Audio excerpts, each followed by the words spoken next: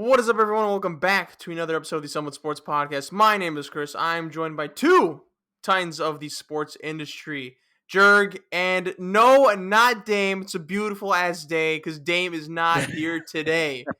We got the best possible replacement, soon to be full-time member if you ask me. But we got Jurg, as always. Jurg, how are you?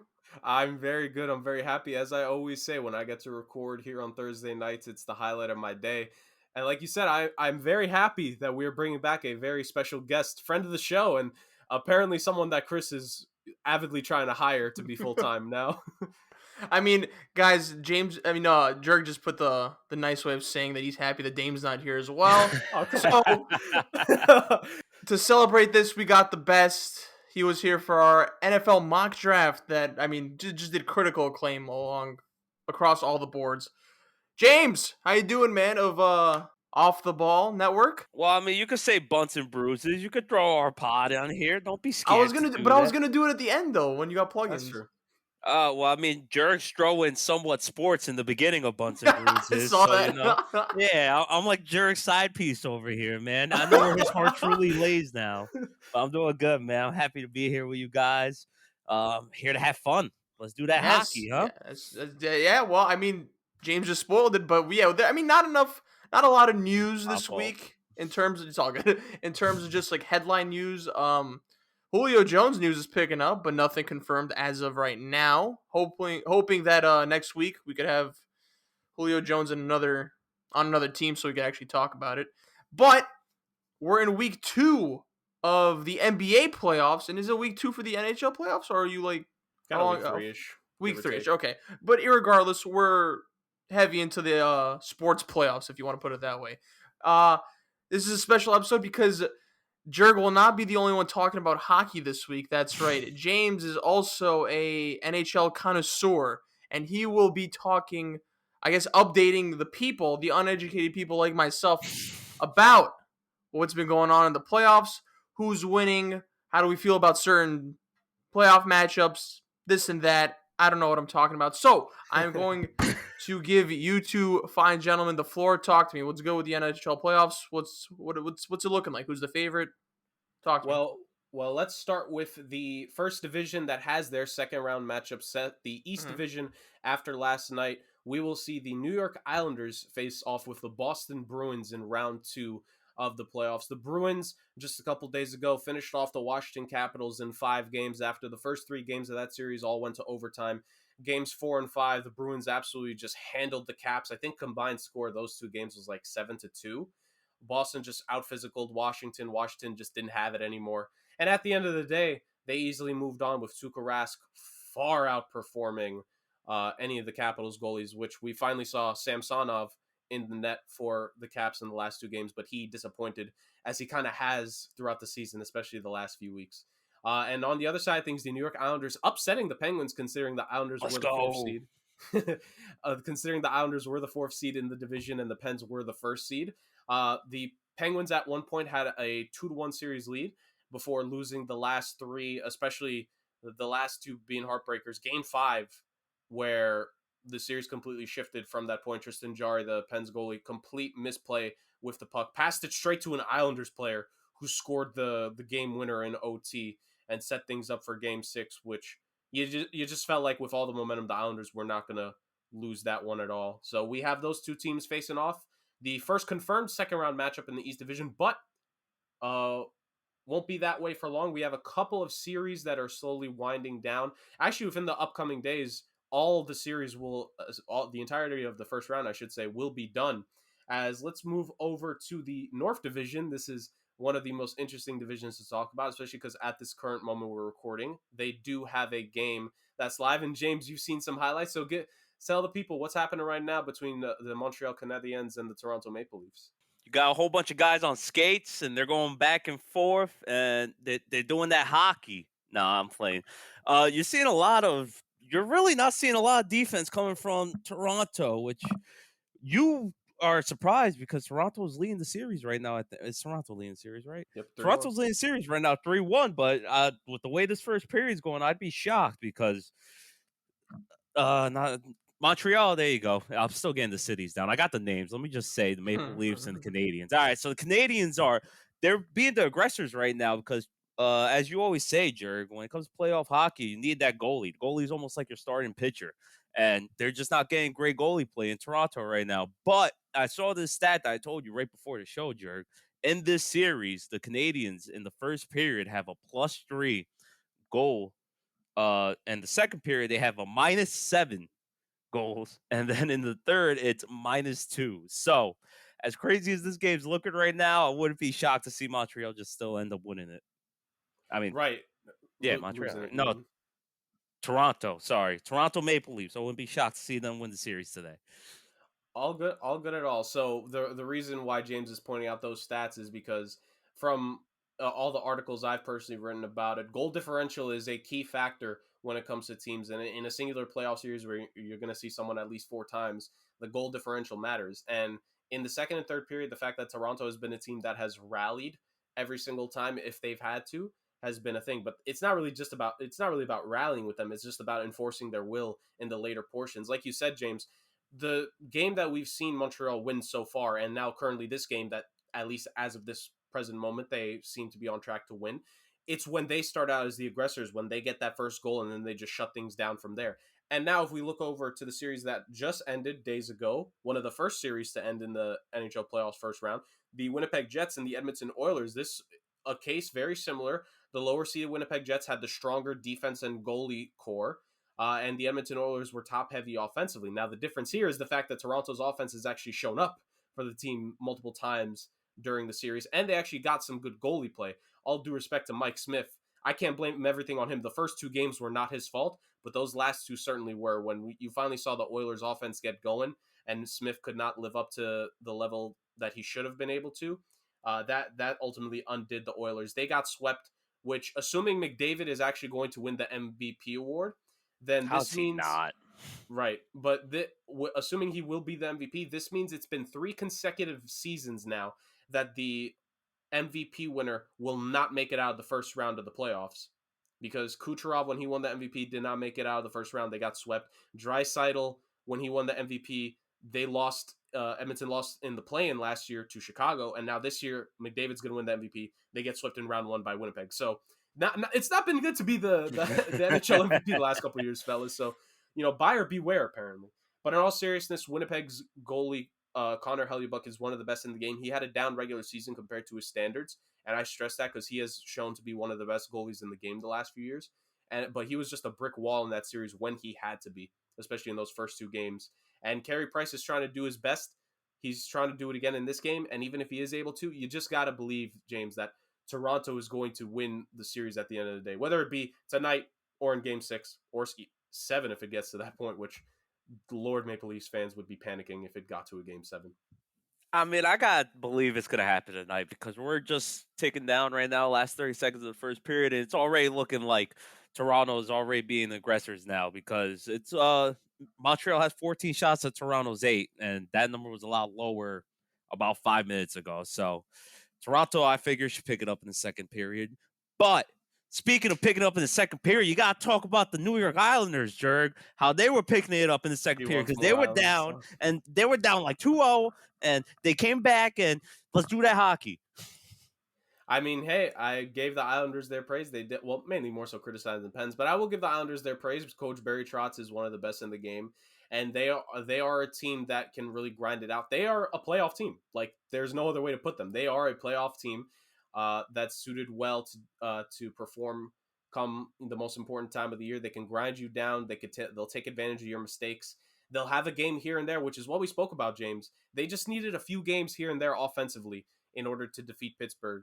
And the rest of them, they just had to rely on their own goalie to handle the job. And props to Ilya Sorokin for the Islanders. He's a rookie, right? He's a rookie, and he's stepping up in the playoffs when it should be Varlamov. Like, that's a sign, if you ask me, the fact that their rookie goalie comes in and they beat the Pens. Somewhat of a cause of concern for Boston, but at the same time, Boston's just been so great. Like, I talk about coming into the playoffs hot. When you've been Boston, you've came into the playoffs great over the last month or so of the season. Odds are not in the Islanders' favors to make it out of round 2. But hey, Those are two teams that like to get physical, beat each other up. That's going to be a fun and interesting series. But speaking of fun and interesting series, James, your team has now entered itself into a fun and interesting series. The Las Vegas Golden Knights are now going to be headed to a Game 7 against the Minnesota Wild in round 1. After holding a 3-1 series lead, Minnesota puts up back-to-back great performances to force that Game 7. And the winner of that series will face the Colorado Avalanche, who swept the St. Louis Blues. So Colorado, by the way, President's Trophy winner, which means best team in the regular season based off of points. James, your Vegas Golden Knights, Game 7 is in Vegas. How are you feeling? Or are you worried? Are you concerned with how the offense has gone away the last 2 games? Or are you still confident, like, hey, Game 7, our home ice, we got this? Man, I was hoping you wouldn't bring it up, Jurg. Why do you think I'm trying to talk Islanders right now, man? I might be a little worried, but it's okay. We going home. We gonna be in Vegas. We just need Fleury, be a little better. But other than that, we'll be all right. The only thing that scares me is that in Game 6, the Wild beat the Golden Knights 3-0 to force this Game 7. And, a close Game 6, I feel a little better. But the fact that they beat them, they shut them out completely. It's a little worrying. But the fact that it's back home in Vegas makes me feel like they'll get the job done because they've been here before. They've been all the way to the cup. They almost won it, but unfortunately they didn't. I got faith. I think they get the job done. Yeah, I think ultimately, myself personally, I had Vegas winning the series, but I, in no stretch of the imagination, had it being a just complete wash. Minnesota's competed hard against Vegas and Colorado the entire season, and they're just showing that they can do so once again come playoff time. So I do have Vegas winning, but it's definitely going to be entertaining, and I just love the fact that in the first round we still got a Game 7, and to get it between those two teams, especially Vegas, like I think Vegas needs this personally when you consider how they got eliminated last season. Chris, I think you could kind of attest to this because we see it in the NBA playoffs as well. Like, where you need to be pushed sometimes early on when you're a great team in order to perform better. And when you think about how they lost last season in the Western Conference Finals, they lost in 5 games, absolutely getting manhandled by the Dallas Stars. You got to think that's playing in their minds and that ultimately they're going to be able to step back up and take Game 7 on their home ice. But hey, that the 2 best words in sports, gentlemen, right? Game 7. And anything can happen when it comes to that. So, and as I mentioned, the winner will get the privilege to face the Colorado Avalanche. And Vegas, Colorado, it almost feels like a de facto Stanley Cup Finals. Those 2 teams are just so absolutely talented. If it weren't for some of the other great teams that we have throughout the other divisions, I kind of would say it is the de facto Stanley Cup Finals for either of them because both those teams are just supremely talented. But speaking of supremely talented, when we look over at the final division here really fast, the Tampa Bay Lightning, the defending Stanley Cup champions actually, they finished off the Florida Panthers after Spencer Knight, the Panthers rookie goalie, stepped up in Game 5 and only allowed 1 goal. Nothing happened for him in Game 6, and all the credit in the world to him. He tried his best in that one. Only 1 goal was scored in the first period, and it looked like he was going to have another great performance against Tampa, but his offense does nothing because at the end of the day, Andrei Vasilevsky is one of those guys where he's good for at least 1 or 2 games in a series where he just shuts it down, and he did exactly that, shutting out Florida. Perfect game for him at the end of the day. Tampa moves on to face who is the question, because the Carolina Hurricanes and Nashville Predators, that series has completely flipped. James, the Hurricanes currently have a 3-2 lead after going yet to another overtime game against the Predators. This time they capture it. What, in your mind, James, because I think this is one of the series that's really intrigued you with how well Nashville has played after games 1 and 2. What do you think are the odds that the Predators are going to force this Game 7? Well, first, can we talk about how crazy this whole first round has been? There's been like a total of almost 10 overtimes, like 3 double overtimes. Now we got a Game 7. Thank God. This whole first round has been insane. I can't even imagine what's going to happen the rest of the way. But it's a good question, Jurg. It's a good question. I got the Predators winning. I think they could do it. I feel it. I'm feeling the magic. They've been Wait, you mean forcing Game 7 or winning the whole series? forcing Game 7. I feel them forcing the Game 7. They just, they got something about them that I've been seeing. I can't even lie. I'm not an expert on either of these teams, but from just what the eyes could see, the Predators have been fighting back. They got a little spunk to them. And honestly, no one even thought they were going to stick this long. There's something about them. They're kind of that annoying team that's all in your face. And they just, they're like, what? Forget about it. I can't even think of the comparison I was thinking of. But they're just, they're like these flies here in Cleveland. Because if you ever watch baseball, there you go. That's exactly what I was thinking. If you ever watch baseball and you see an Indians game, there's always this whole cloud of like these little gnats in their face. And I was just like, all right, it's probably because of bright lights. No, there's apparently clouds of these flies that come into the city, and they're flying everywhere, man. I got one in my mouth, one in my eye, and that's exactly how these guys are playing defense. They just in your face, and they just gonna annoy you and keep grinding at you until they can break you down. And that's why I think they're gonna be able to force a game 7. Are they gonna win that game 7? That's a whole different story.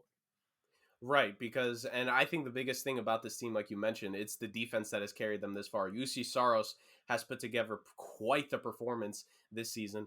If it's not a contract year for him, like I forget if he's been extended already to this point, but if not, he is going to get paid very handsomely come his time in free agency. Because as I've said, the last 20 plus games of the regular season, his save percentage was almost 95. In this series, he's been an absolute beast. 110 saves combined between game 3 and 4 to tie up the series. And when you look at the game 5, he only let up 3 goals total, which one of them including the overtime winner, and he still made 34 saves. So he has absolutely done his job. The defense on this Nashville team, Ekholm, Ellis, Yossi, those are their top 3 guys. Fabro is also a great player, but he's hurt at the moment. But those 3 have led the way. But it's the offense that has impressed me with the Predators. The fact that their offense stepped up in those games 3 and 4 when they put up a 5 goals and then 4 goals. Like, you had to do that for the series to go that long. So I'm going to be really interested to see if they can do that one more time.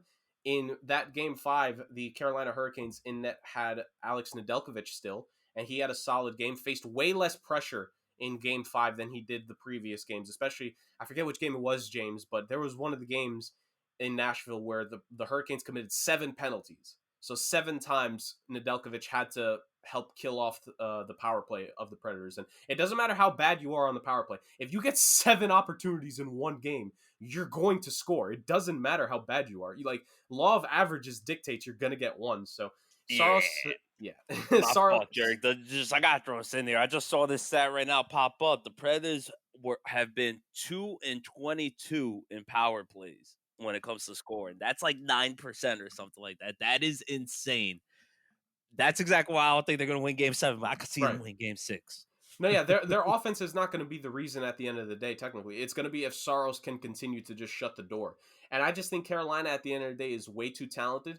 You kind of alluded to it, James. This was one of the series where a lot of people thought was going to end quickly. And just because Saros has played at such an insane level, the series isn't over. If we're keeping it real, this series should be over considering both 3 and 4 went to OT. If the Hurricanes score in one of those and then they finish it in game 5, that's a wrap. And we get to see Hurricanes versus Lightning in the second round, which is a premier series that everyone wants to see, especially after this season.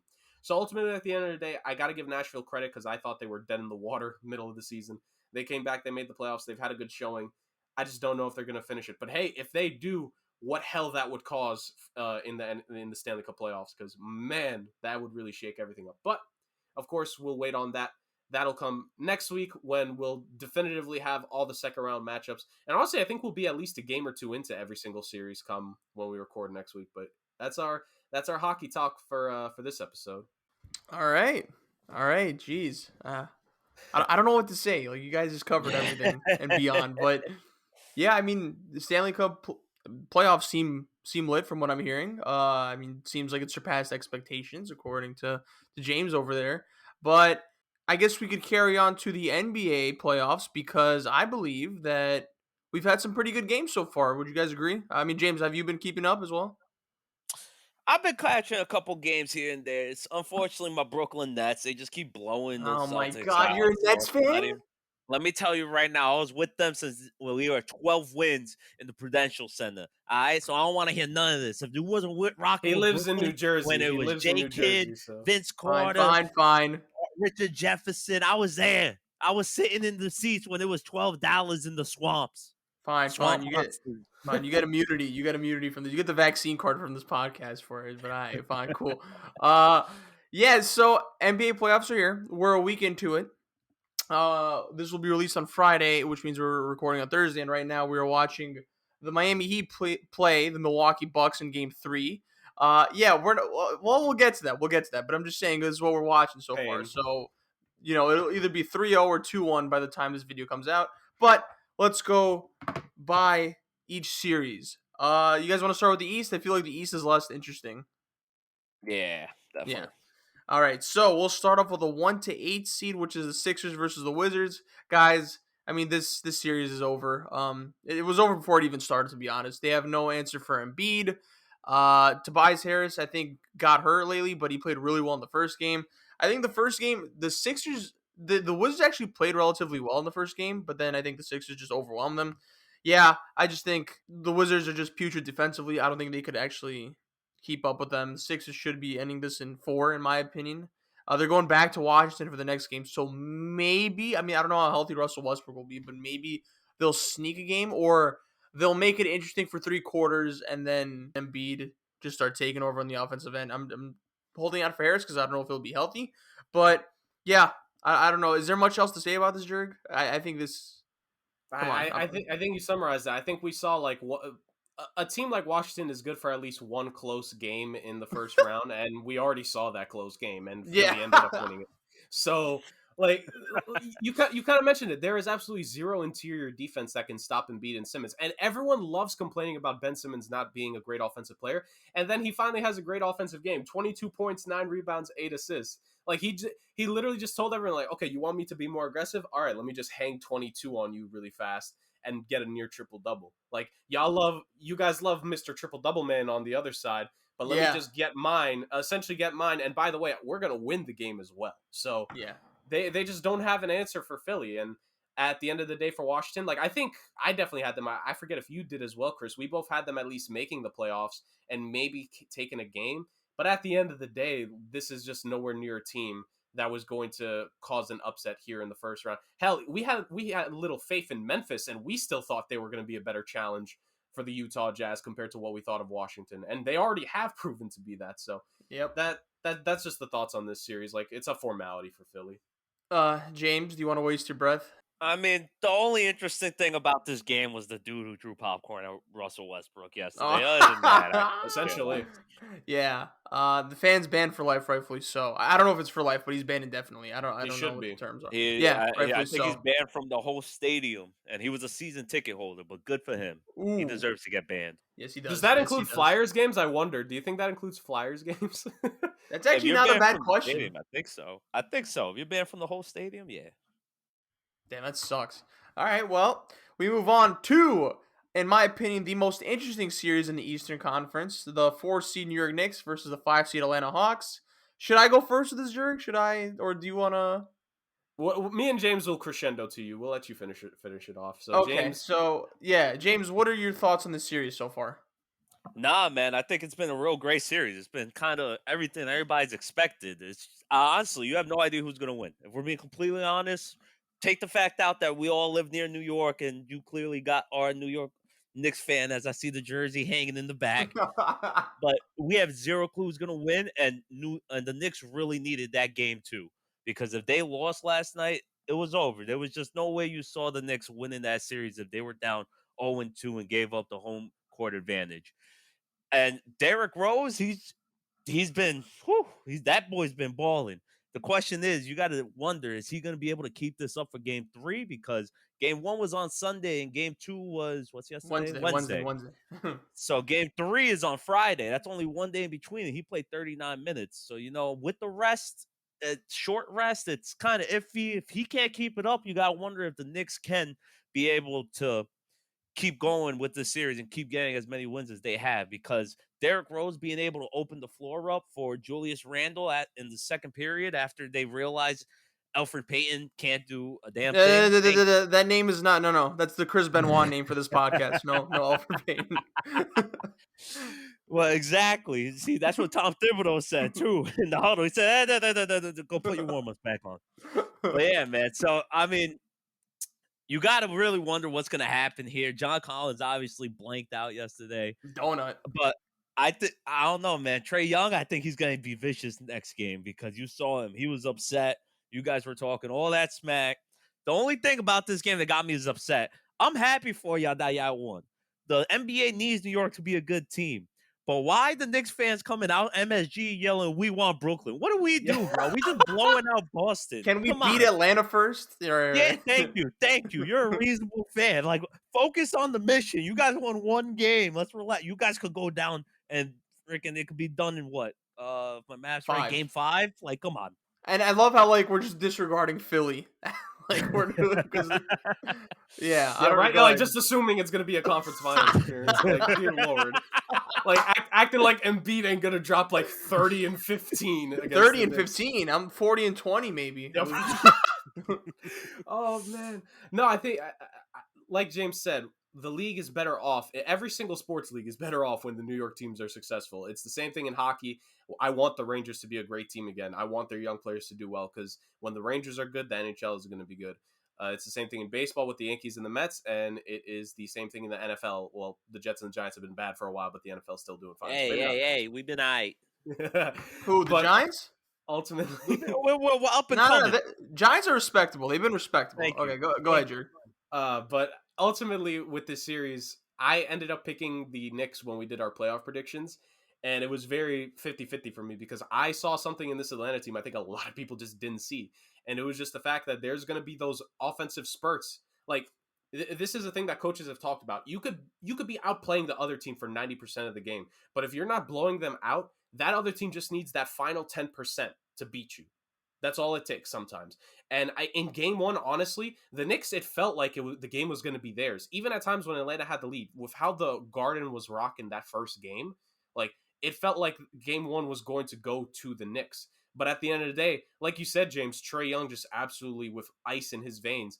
And look, Trae Young's played great so far. I don't know why the hell Knicks fans are trying to make him the next Reggie Miller in terms of him being an opponent to them. Like, this is his first playoff series. Can we chill on the fact that they're making him Reggie Miller 2.0? Like, Trae Young's a baller, right? He's a shooter. I was a lot higher on him than a lot of people I know personally coming into this series. A lot of people thought he was just going to absolutely underperform in the playoffs. No.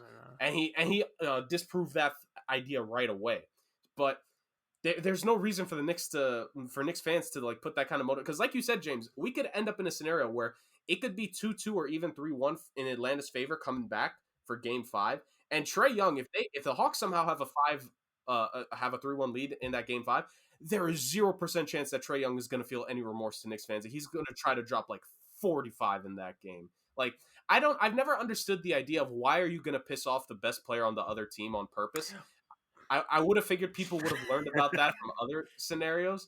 But at the end of the day, I can understand it because the Knicks are so great defensively. My only question, I'll shift it over to you, Chris. Like, I still think the Knicks' best chance in this series, Julius Randle needs to play a lot better. Like, if he doesn't return back to his form, which he was named Most Improved Player of the Year, probably going to be named to the All-NBA second team, if not the third team.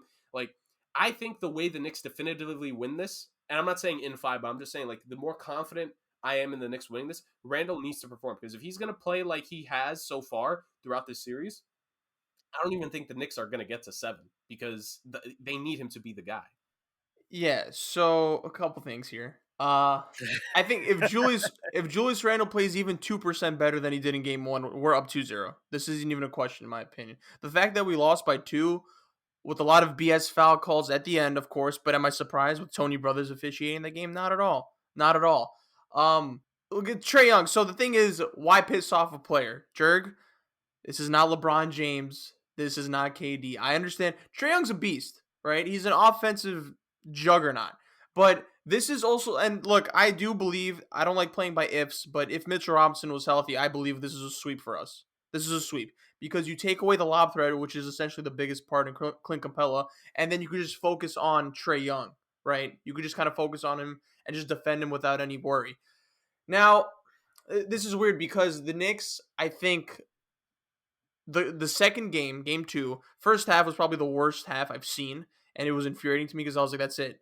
We decided to be good all season, and this is it. Because we were down 15 near the half, and then I think we trimmed it to like 13 or 12, and I'm just like, man, I want Cade Cunningham right now. But that's not going to happen because we're deep into the playoffs. So, I don't know. I do – what? Well, I mean, we're 4th place now. Like in the standings, like we're too deep into the Okay, standings. you're right. You're right. But deep in the playoffs, this game 2 of the first round. Yeah.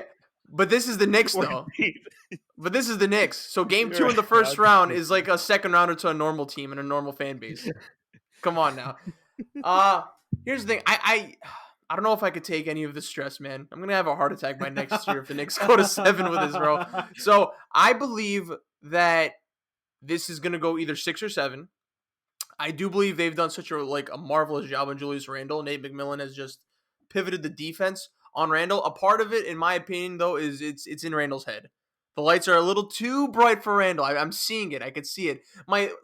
My criticism, I was ready to just you know what, forget Randle. We're not re-signing him. I don't want him back after the first half last game. I was like, no. He lost the bag, but he did pick it up in the second half.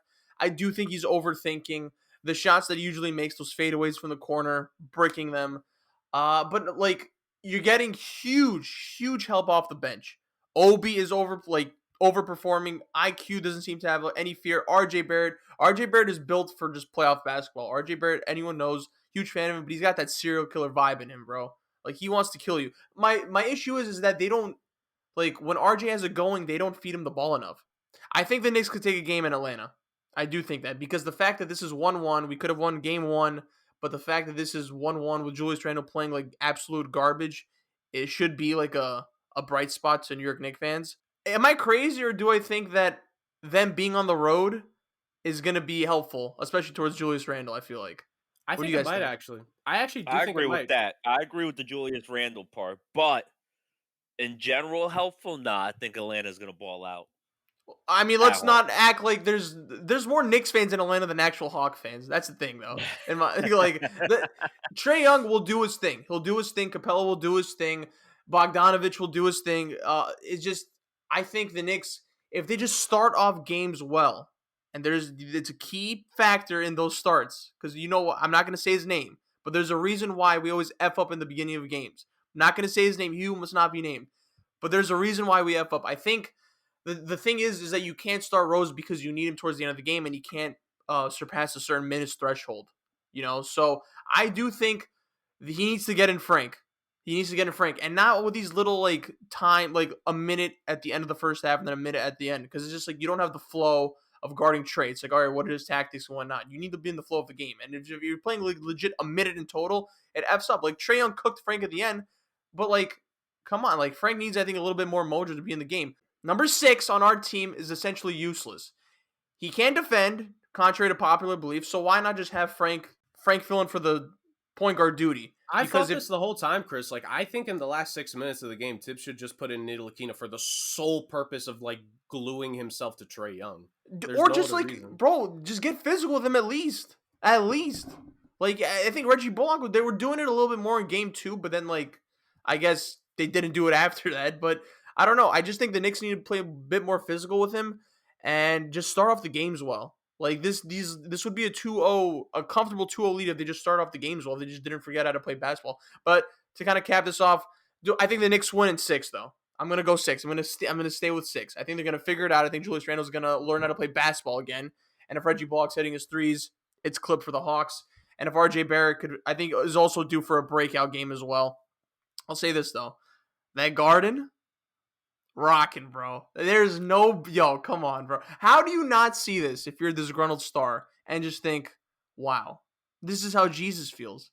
This is how he feels. If you're you have the Garden rocking like that, in my opinion, that was the craziest atmosphere I've seen in a sports game. I mean, maybe it's a little too much, but definitely one of. What do you guys think, to cap it off?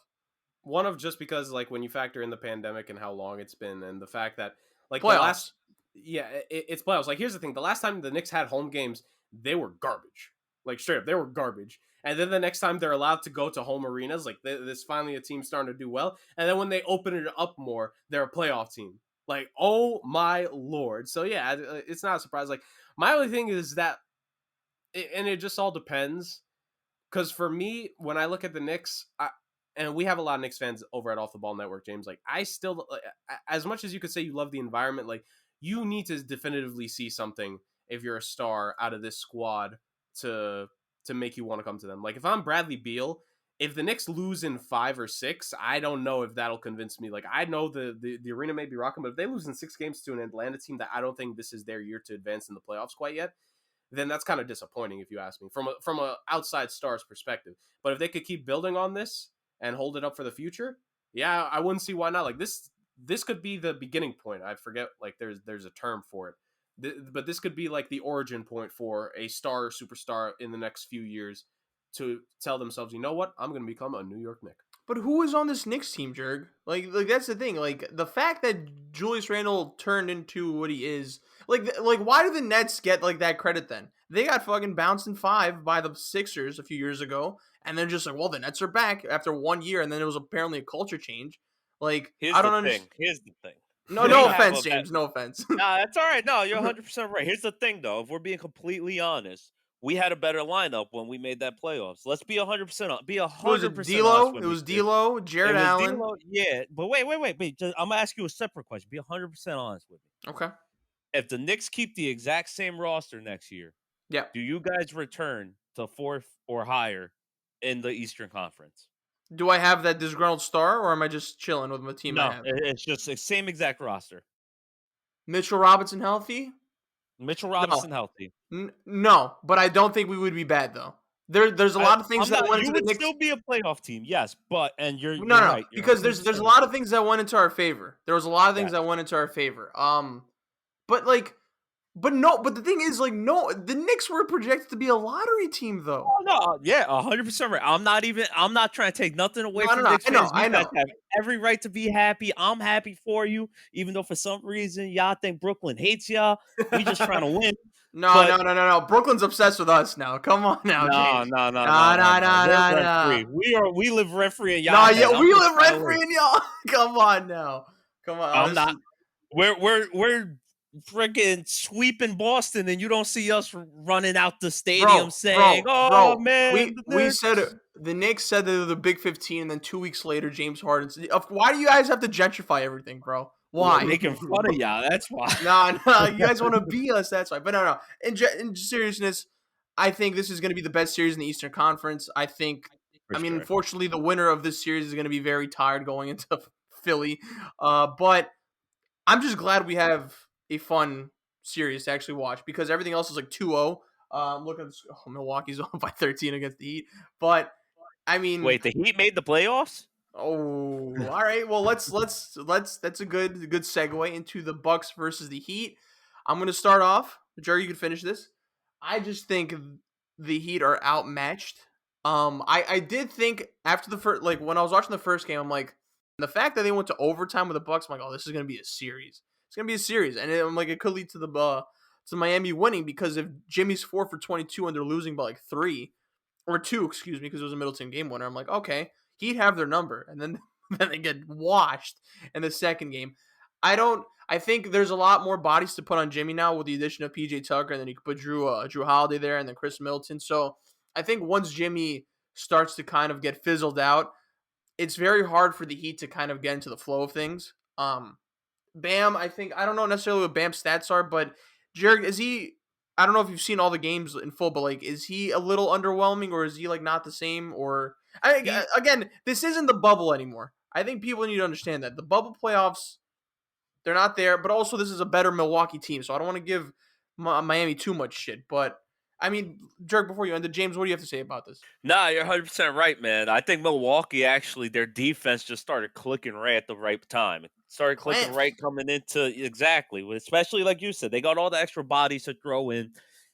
Jimmy Butler with Drew Holiday, Giannis, PJ Tucker, whoever you want, really. It's Drew Holiday. He's really the key factor in this because the fact that Drew Holiday could facilitate the ball, he could shoot, and he's a great defender, which is exactly why they brought him to Milwaukee. It takes some of that pressure off Giannis. He doesn't have to be a super stud on both sides of the floor, thus allowing him to just open up the floor and focus strictly on offense. And it's just, like you said, Miami was like they were on the Mickey Mouse run because it was in the bubble. It was magic happening. And I'm sorry, Jurg. Let's be honest. Did anyone really think Miami was going to return to the finals or ECF coming no, into the but last season? year, this year has nothing to do with last No. year. Here, whoa, before Jerry, you go on. I want to give the Heat credit. It is not their fault that they went to the final. It's the fact that everyone else had the same restrictions as them. They were just more prepared. This is just more prepared. I do think though, but that under normal circumstances they're not heading to the final. But I mean, they did what they had to do. You just can't change that. But Jerry, go ahead.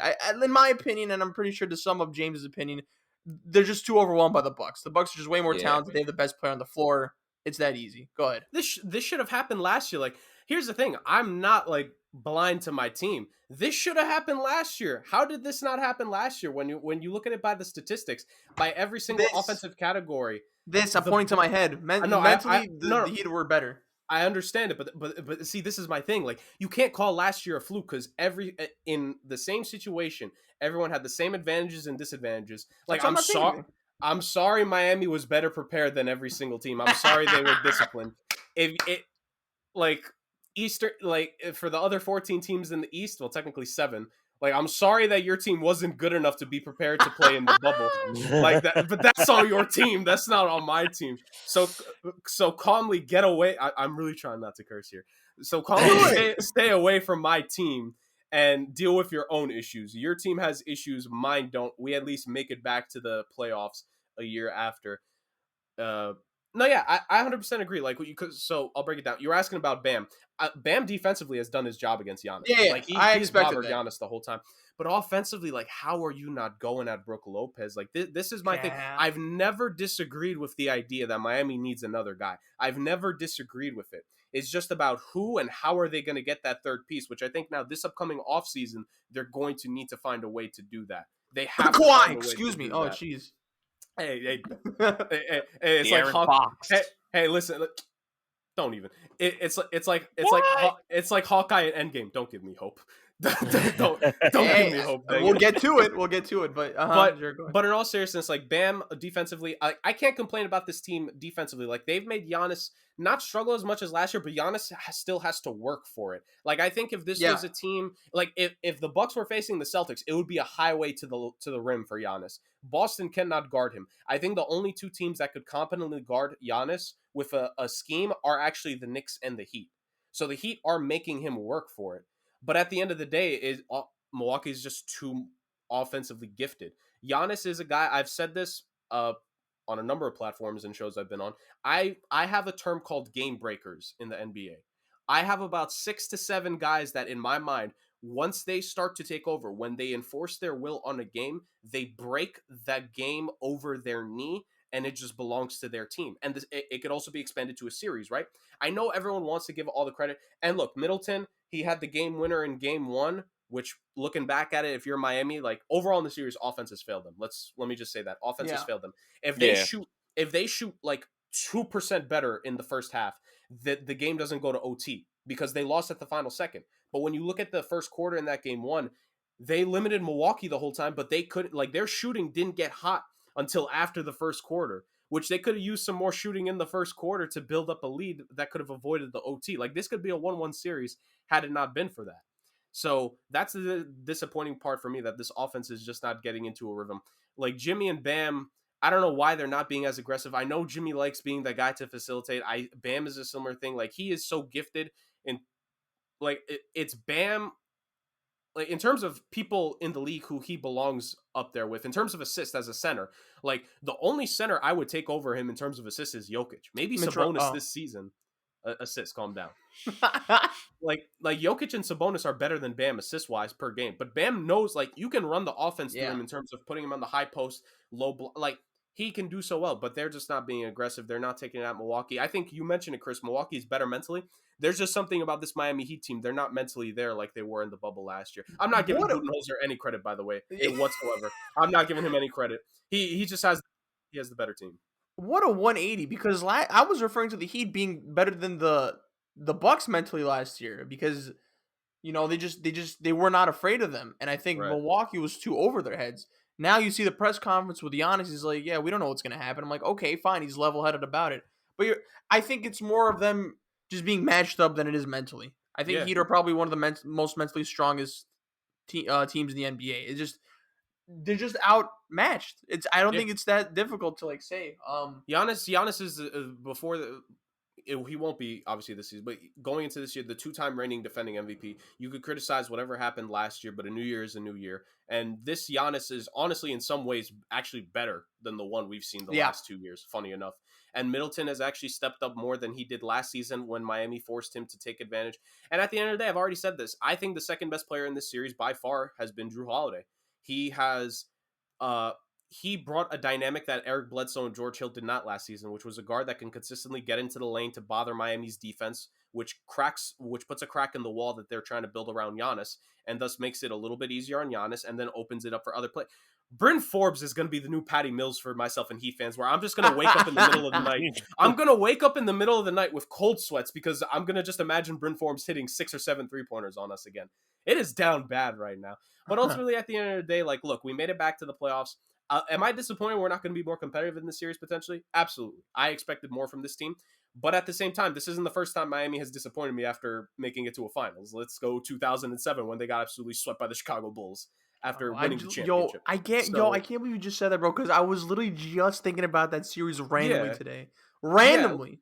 Yeah. This ain't the first time it's happened, but here's the thing. Pat Riley, after that happened, he made a plan. Now, he made a long-term plan. We need a little bit quicker now, Pat. We need a plan that's a little bit quicker. So those are my views on this series. At the end of the day, I just want us to try to be as competitive as possible. And hey, if the Bucks win, yes, I said Heat in 7 for our predictions because obviously I'm a Heat fan, and B, I do think this team is still competitive. But at the same time, Milwaukee should be doing this. They should win this series. Let's keep it real here. If it was 1-1 and the Heat took a 2-1 lead, we would be destroying Milwaukee if they had played this way still. Game 2 wouldn't matter to us if Miami held a 2-1 lead after tonight. But obviously that's not the case because a lot of woods and ifs, Jurg. I'm just saying. No, I feel you. Just one last point of the series. You know what also hurts the Heat coming into the series is you guys aren't no more the darlings going in. Like the Knicks this year, the darlings going into the playoffs. Anything they do is gravy. It was the same thing with the Heat last year, which is why they were using that and fueling their run with that. This year, it was kind of expected. You guys went to the finals. It was kind of expected you guys had to at least get back into the playoffs. And, if you guys were expected to make at least second round or something like that, next year, if the Knicks, they don't make it past the first round, that's going to be a disappointment. So that's why it's kind of, we're holding this against the Miami Heat, even if they're playing Milwaukee. But here's the thing. I do agree with that. I do agree with the sentiment. But don't give me this BS that we were darlings. No one wanted Miami to make it to the finals. They wanted a Boston and LA finals. A, and then B, going into this season, I was the only person on our show that had the Heat as a top 4 seed. Come on now. Listen, I might not wanted to watch Miami in the finals, but you guys had a bunch of young bucks and swaggy kids doing TikTok dances and whatnot. Jurg had rose tinted goggles, bro. I'm saying this right now. No, I shouldn't say it. No, I probably shouldn't. All right, well, I guess we'll move on. I would not be upset. I would not be upset if Tyler Hero's girlfriend broke up with him. I'm just saying, because the stretch of games he's gonna go on after heartbreak, and he's just gonna drop 20 in 3 straight games. I'm waiting for that. I heard there's a little bit of disgruntledness, if that's a word, towards Hero, but that's a conversation for another time. Let's move on. All right, let's be quick about this. Brooklyn's up 2-0 against the Celtics. This is gonna be a sweep, easy. Can we just move on? I don't want to even talk about this team. Essentially. I said last week the only reason the series would have gone 5 is that the Nets, they were thinking in their heads that they were going to get shawarma after the game, and they just could have been game 1. More than that. Hey, no, this is what I was about to say. I think the Nets did that in game 1, and yet they still won. So, yeah, Boston absolutely never had a chance for this one, especially. Must be nice to have, a team where it's just all right, let's just not lose and just score now, basically. Whatever. James, you're the Nets fan here. Do you want to comment on it? If Knicks fans, look at us. If you do it right, you can end up just like us. Oh, that's a big if, though. Just vomited all over my laptop. All right. We move over to the Western Conference, where we have the number 1 seed Jazz taking on the Memphis Grizzlies, the 8th seed. Fellas, surprisingly, it's 2 games, but surprisingly, Very fun series. Now, look, I'm going to be straight up right now. I am Team Memphis in this. I am Team Memphis. Now, they stole game one. Chris wants Utah to lose in the first round for the memes. Yeah, I mean, but who doesn't? Who doesn't, to be honest? Who's a Jazz fan? But, no, I don't want to rag on the Jazz because I think everyone's doing it. But no Donovan Mitchell game one. So I think that was for the taking for the Grizzlies. And they did what they were supposed to do. They took game one. Ja has been absolutely marvelous in this series so far. Now, game two, it was like a 22-point lead for the Utah Jazz, and then I think the Grizzlies just came back and like I cut it to 3 or 2, and it was like, oh shit, this is an actual game right now. But then of course the Jazz, I think, just overmatched them. Donovan Mitchell did return for game 2. Yeah, the thing is, Ja, who operates a lot around the rim, gonna be extremely difficult with Rudy Gobert, which is why it's very important to him to develop that jump shot, especially this series. And he's actually shooting really well, I think, from 3 this series. Dylan Brooks has been marvelous. I think I keep using the word marvelous. He's been very good this series. He's been scoring a lot. You expect him to do his thing on defense, but I think, and Jaren Jackson as well. I think after that, though, was a struggle. And I think Jonas Valanciunas, shout out to him. He's done well, but you are going against Rudy Gobert. So it's kind of difficult to kind of like pick up your flow. But other than that, I like this Grizzlies team. They fight hard. They're a scrappy ass team, and they're gonna tire out the Jazz, in my opinion. Now, the next 2 games are in Memphis. I think that the Grizzlies could definitely take one in Memphis. If they do take one in Memphis, it'll end in 6. If the Jazz take this, yeah, I think the Jazz, but again, the Jazz could easily just take the next 2 in Memphis now that they're fully healthy. Yeah, I'm just surprised that the Grizzlies put up like 129 on them for one of the best defensive teams in the league. Jurg, what do you got to say about this series? I think, even a great defensive team, they're always bound to have a couple issues come playoff time, because in the playoffs, just sometimes for a few players, the game just opens up for them. And while it's obviously not easy for this Memphis Grizzlies team with Gobert patrolling things, like I think they kind of understood they need to be more of a jump shooting team against Utah if they were going to try and have any hope of beating them at the end of the day.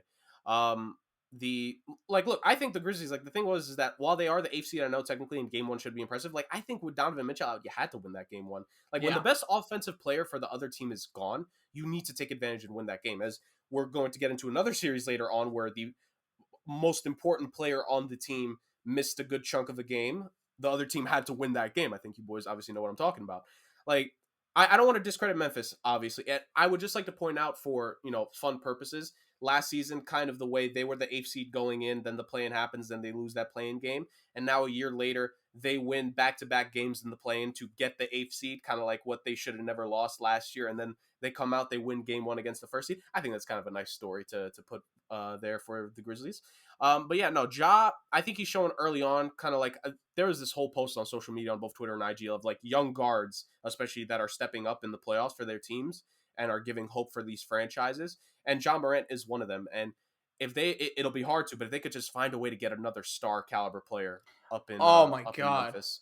Like, you imagine? Oh, who'd you have in mind? And I'll tell you. No, I didn't have anyone in mind, but I'm just saying, like, just generally speaking, like, if you get like another legit all-star, they're going to be a problem.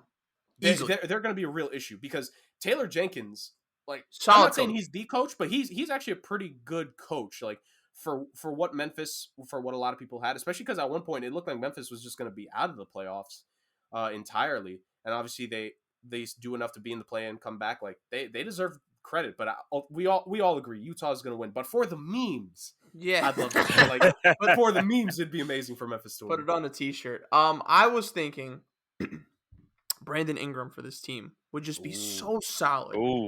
Because I feel like a 3 is obviously, I think in my opinion, to be a championship team, you need like a solid 3, right? I think the best players in the league are 3s, and I think Brandon Ingram would fit so well, man. They have the foundation.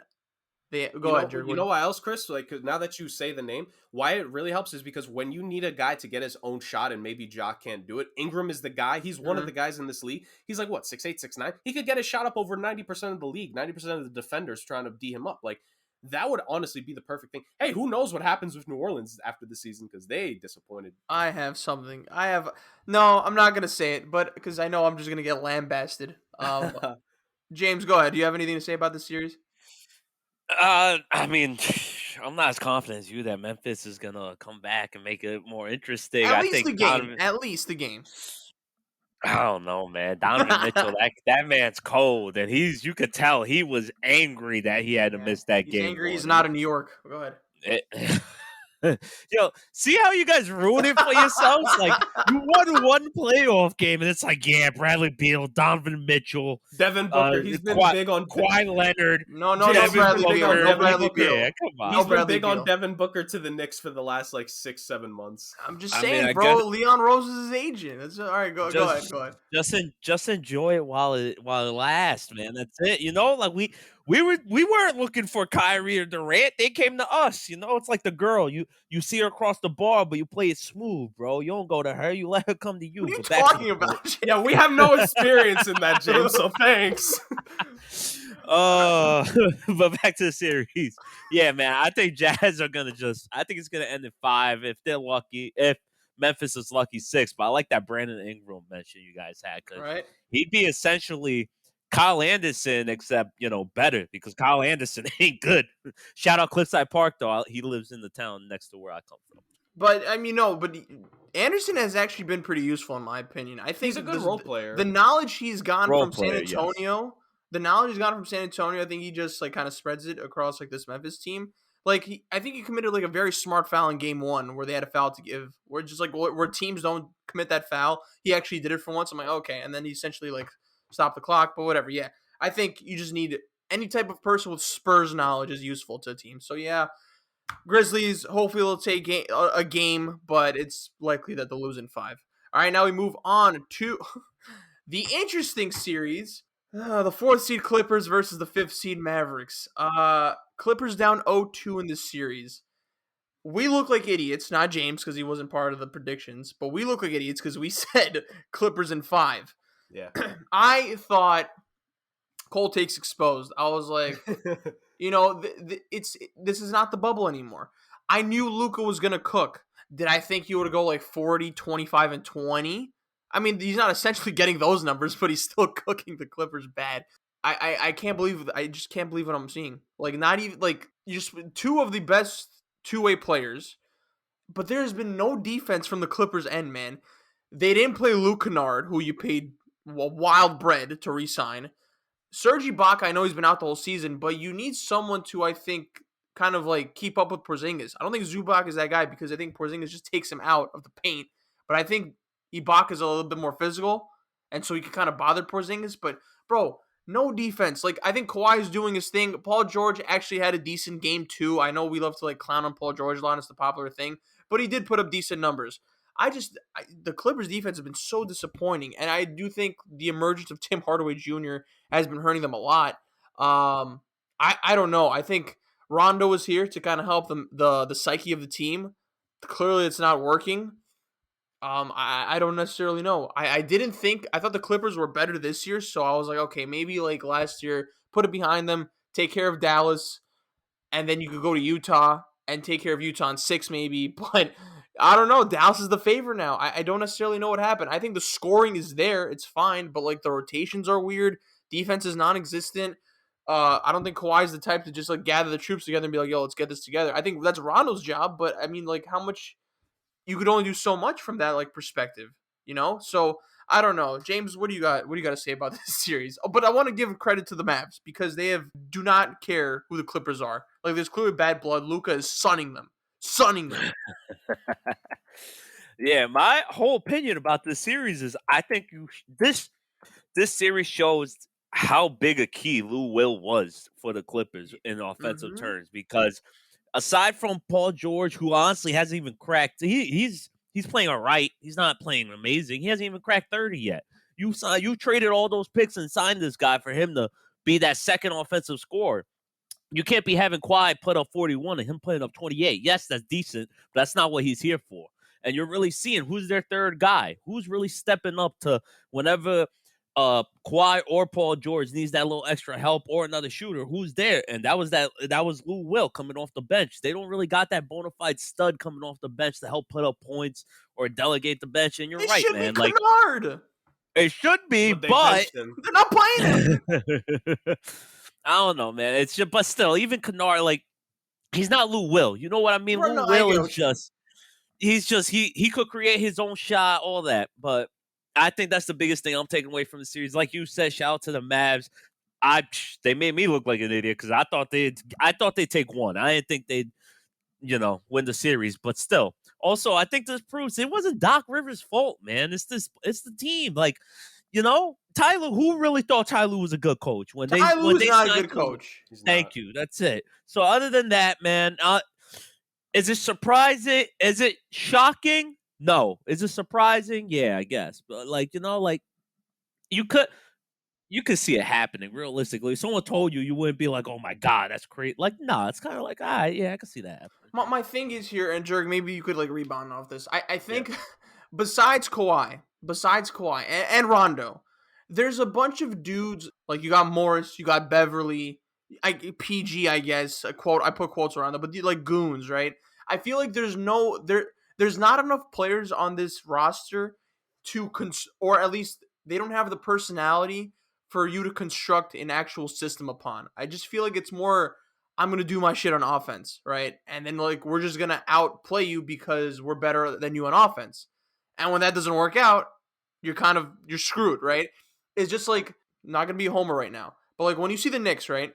There's no reason why the Knicks should look and again, they're playing, I mean, I don't know, the Hawks and the Mavericks kind of look similar to me. They're playing better, right? Because they play through a system, right? It's a constructive system. I don't think the Clippers have that. It's hero ball, but no heroes, right? And the thing is, by the time the crunch time happens, Kawhi, I think, is too shot because he has to put in all of his effort in the first 3.5 quarters, and especially defensively. I get it.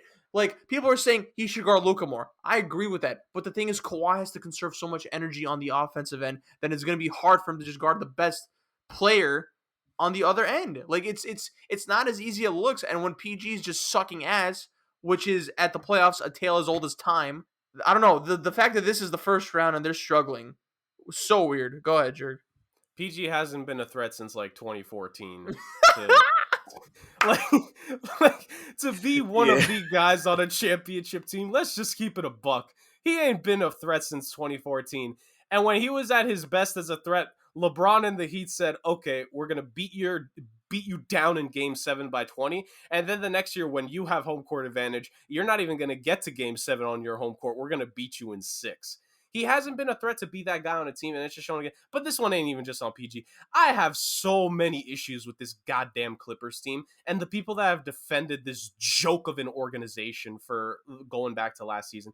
I'm a Kawhi stan. I'm sorry. I'm a Kawhi stan. How do we not put more onus on the guys on this team to finally start playing better? And look, I know Ty Lue is an absolutely terrible coach. I think Ty Lue and Rajon Rondo have both learned a lesson where, hey, Kawhi is a really good player, but he's still not LeBron James. Because look what Ty Lue did when LeBron was his guy. They made it to 3 finals in a row with him, won a championship, and in 2018, with one of the worst talented rosters for a finals team over the last decade, they still made it to the finals because LeBron is there. This Clippers team, that all they said last season, and this is why I say there are times when coaches can help.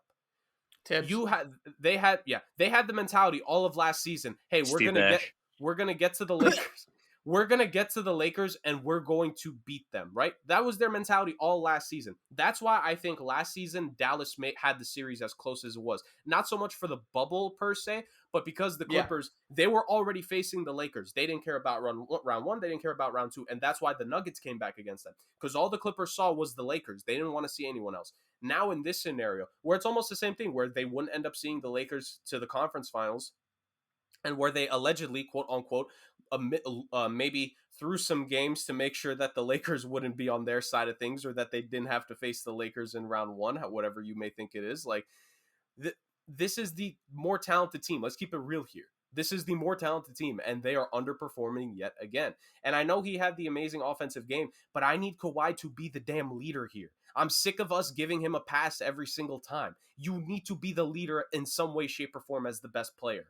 That is a tale. You talk about, death taxes and Paul George not showing up in the playoffs. It's also death taxes, and your best player needs to be somewhat of a leader. Kawhi not being a leader for this team, it shot them in the foot last year, and I think it's doing it again. And like I said with Rondo's clearly learning, like, dang, I had LeBron last year when we were having bad games. Kawhi Could fall back say, on him. Dang, Yeah. exactly. And honestly, LeBron probably led the meetings a few times before Rondo gave his piece. With the Clippers, Rondo has to be that dude. And with Kawhi and Paul George, that team has just been a personality. And this is why Tibbs, I think, not necessarily Tibbs would fix this for this team, but a coach of that style would fix it for this team, to instill the mindset for everybody. Like, all of us are accountable. Ain't none of this BS. We're just going to be better than everyone, like, just based off of talent. You actually have to work for it. And this team just isn't doing that. The defensive side of things, where the Clippers were supposed to be a great team, where everyone said that's why they were going to be a threat to the Lakers and to everyone else, they've allowed like 36 threes, I think, over the first 2 games to this Mavericks team. A Mavericks team where we had questions about their depth 3-point shooting, aside from Luka, because JJ Redick, who was supposed to be their big acquisition, Not there. isn't even playing. And Tim Hardaway Jr., we know he's a good role player, but dang, he's setting himself up to get paid once again. Like, he's already made some good money. He's going to get a second, like, real contract in the league because of how much he's been balling against the Clippers, which is kind of good for Tim Hardaway Jr. But I'm just absolutely done with this Clippers team. I'm not saying that they're going to lose. I'm not going to go. There's still a chance they could win. I think there's still a chance. That's what I'm saying. Like, I'm not saying they're going to lose this series when I'm saying this, but I'm just saying, like, they need to step up, because I'm saying this right now. If they lose in round 1, I don't care how they lose it. I don't care if they lose it in game 6. I don't care if they lose it in game 6. Game 6 or game 7. My bad. But I don't care how they lose. If they lose this series in round 1, you mentioned it, James. All those draft picks for Paul George, you might as well have set them on fire like Joker did in one of the Batman movies that he did to money, because Kawhi's going to be gone. He ain't staying for this. 2 years, that man came to LA and had the commercials made. He's going to be the new king of LA. And this team, bro.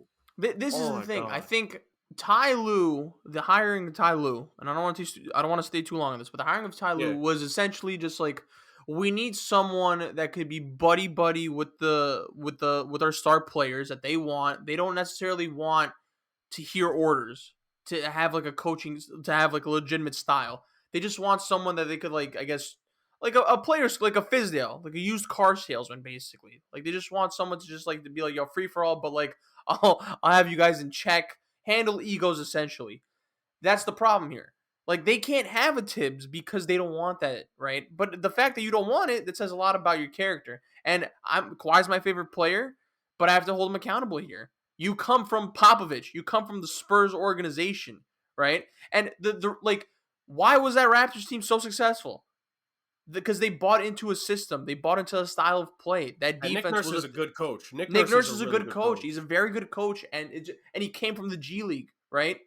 Like, it's like he has like a blue collar work ethic, right? So, and it's just like they had a defensive identity. This team doesn't have an identity, and it's just, I don't know. It's the epitome of just like what you shouldn't do, and I think it's the epitome of just the rise of these new stars. And I'm so happy that these new 2020 bred stars are making their way, and like these 2010 stars are kind of fading out. I know Kawhi's performing and all of them, and like they're still gonna put up numbers, but I just. Like, there's a part, like, anti-Mavs, of course, because it's KP, but Luka is taking over, right? And it's just, it's great to see him and Ja and all these players just step up, bro. So, yeah. I think we've said enough, right?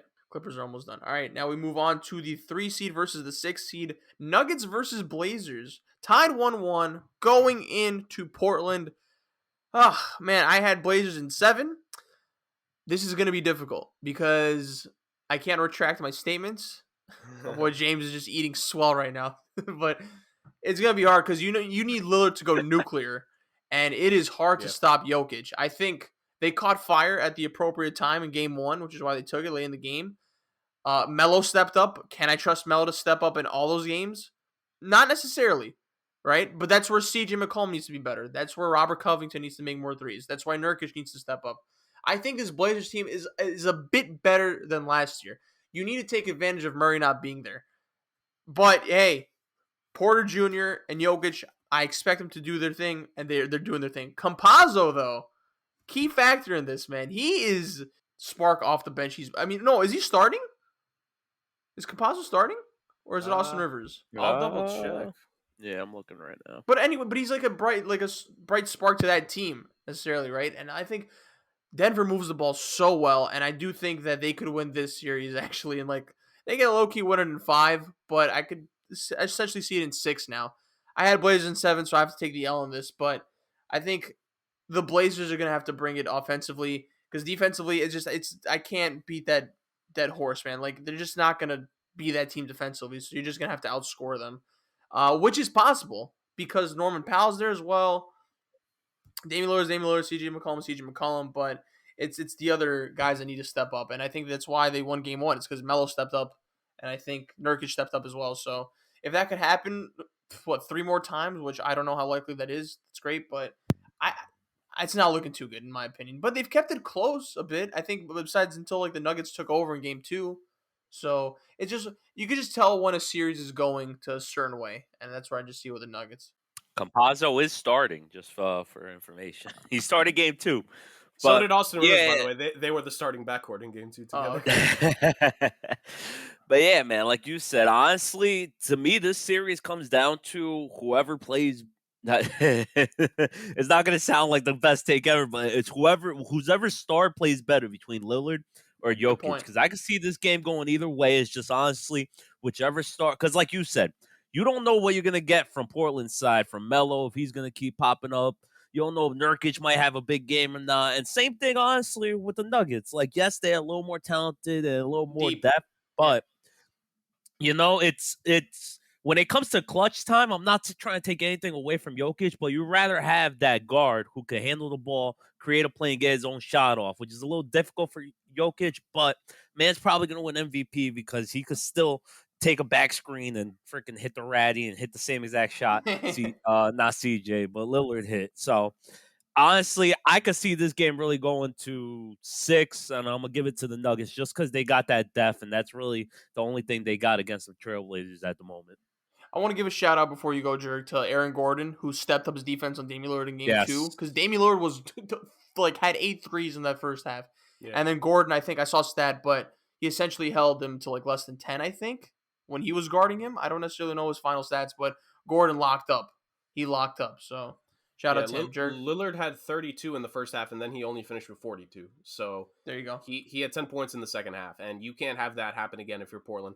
I think you guys make good points. I think I picked Denver to win the series. My ultimate X factor of why it was going to go longer than most would expect maybe is because of the fact that Jamal Murray not being... I think Jamal Murray's here. This series ends in 5, personally, because I think Jamal Murray by himself is enough offense to go up against Dame. And I know CJ's not been bad, but it just doesn't feel like... I never thought of him as a second option, but especially me neither. Like, you need something. He's a really good third.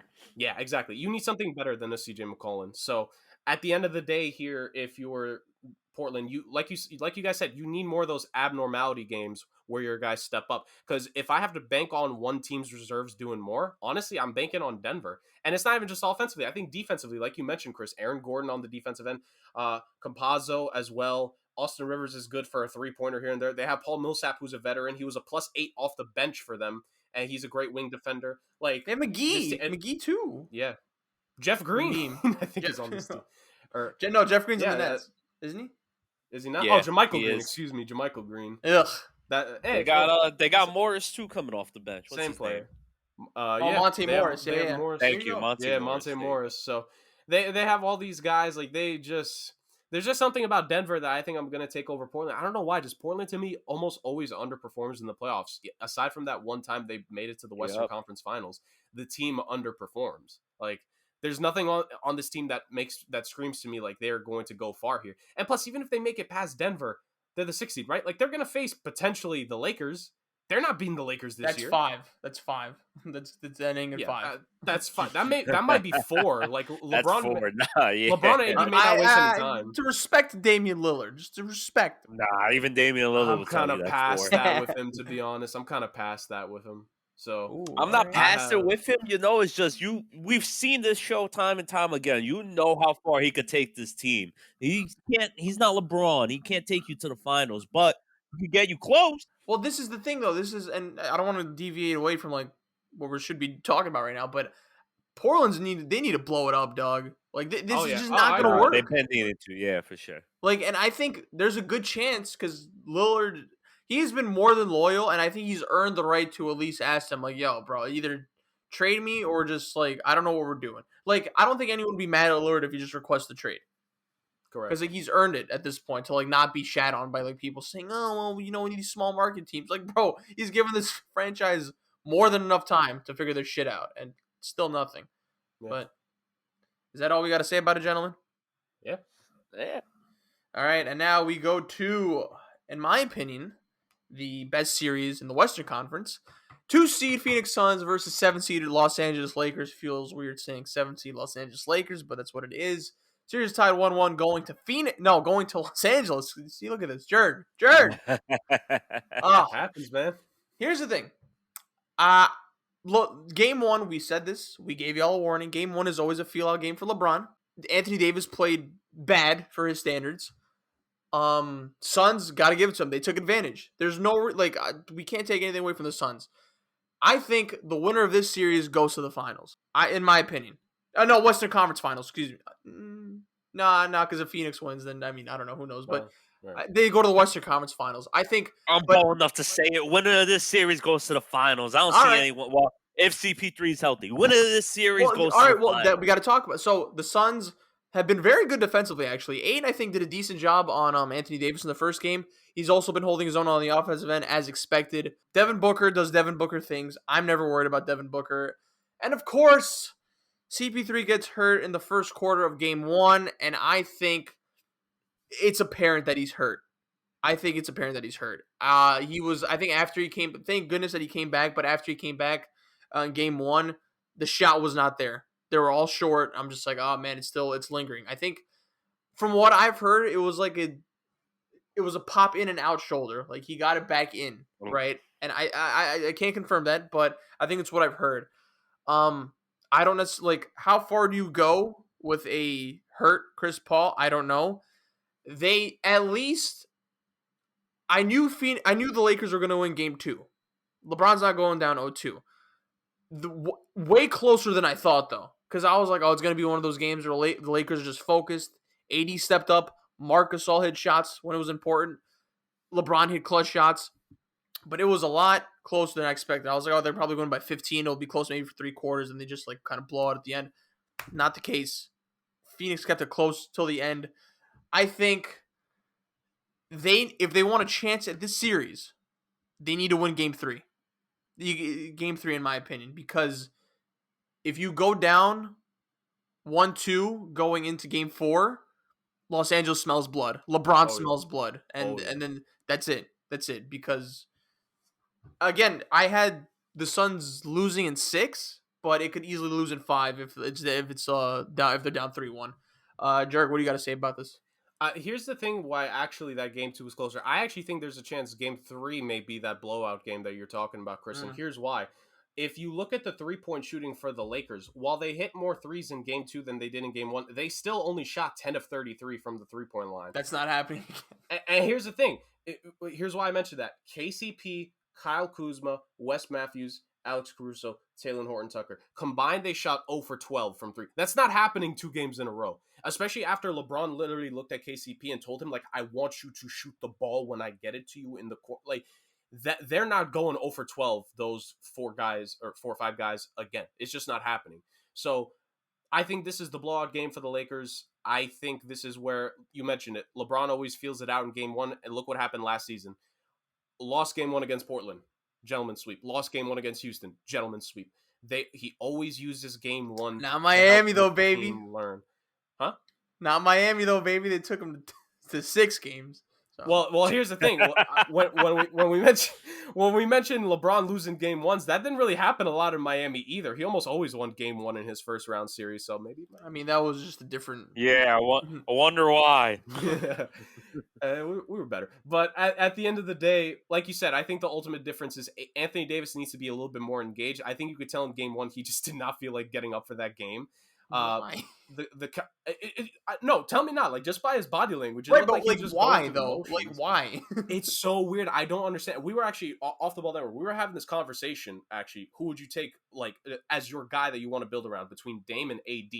And I said I would take AD because I just think at his best, at his peak, that dude is an absolute monster. He could get you 28 and 15 on any given night.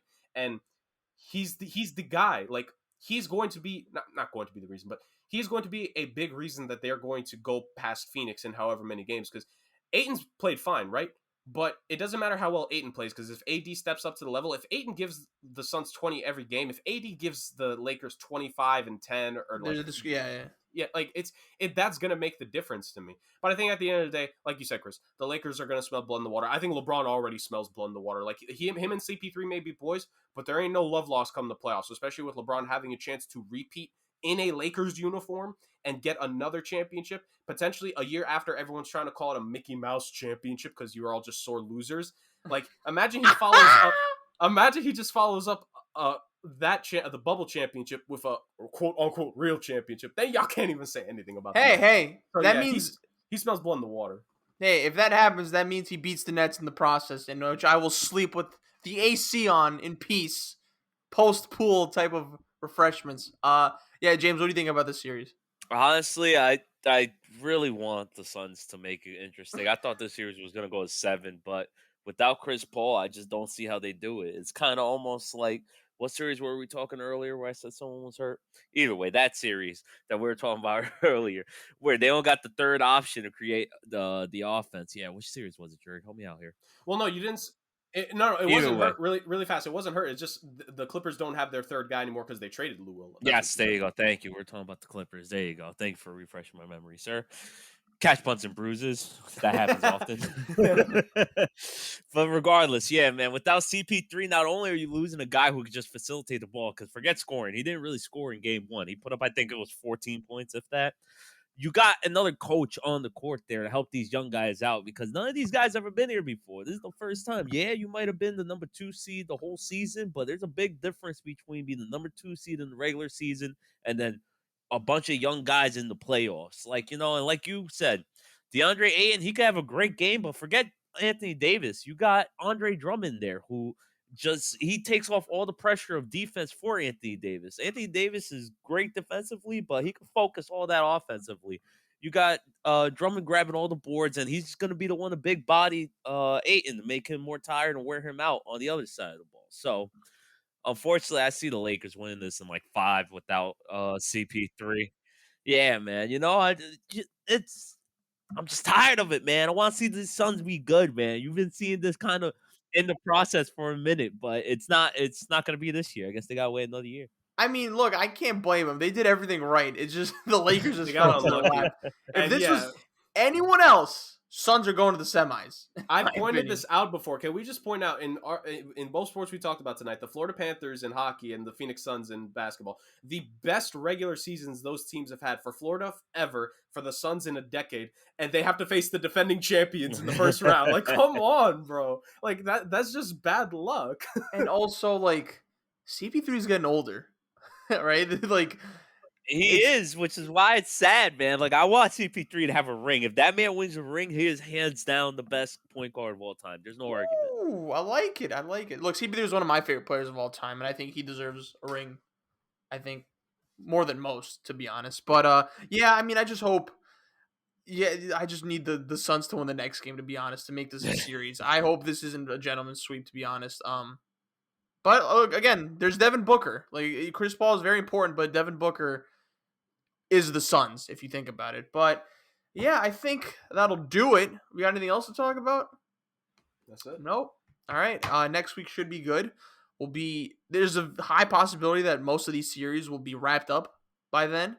We'll have our semifinals. I think probably almost.